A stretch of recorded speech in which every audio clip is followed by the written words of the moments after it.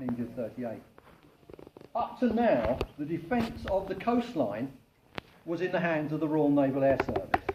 The Royal Flying Corps were out in France supporting the army. So it was with the Royal Naval Air Service, who had to protect the coast from Edinburgh all the way down the east coast round to Gosport. And they had about 20 aircraft at that time doing it. And only one, even in 1915, could be regarded as a modern fighter. So if you're a German, on a German airship and you come across a fighter, you're unlucky, and if you come across that one, you were very unlucky. So the Royal Naval Air Service didn't do much of a job, but to be very fair to them, they weren't equipped to do it. And the other thing is, what were they defending against? Nobody'd experienced airships. Citizens of London were getting a bit upset, as you can well imagine, because here we have airships dropping bombs, killing people, nobody opposing them. And the government were a little bit concerned as well, because London was not just the capital of the UK, but it was the head of the Commonwealth, it was a seat of government, and it was a powerful industrial city, and it led the British industrial war effort. And it wasn't until we went into October when we had this final raid, one basically south of the river, and the other one coming from the south up over the north. After that happened, it killed 18 and injured 28. Did the government really decide that they had to do something?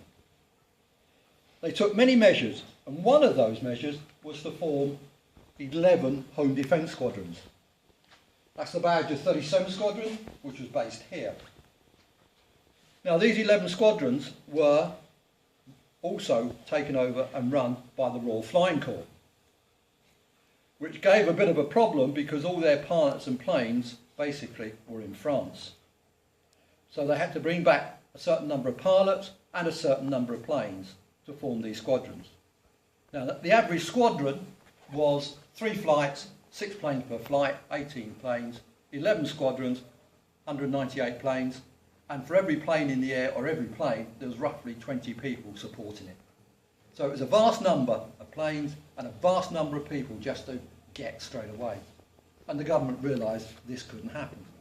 So they started up by only forming 1 or 2 squadrons at a time, and then not the full squadron, a flight at a time, in an effort to get people back and to train new pilots. And the role of the home defence squadrons was basically twofold. During the day, they became training squadrons, so they could put pilots back into France, where they were desperately needed, and to protect the shores. And that was really a nighttime operation, because initially the Zeppelins attacked at night. Now, the story of 37 Squadron, say the squadron here, it was formed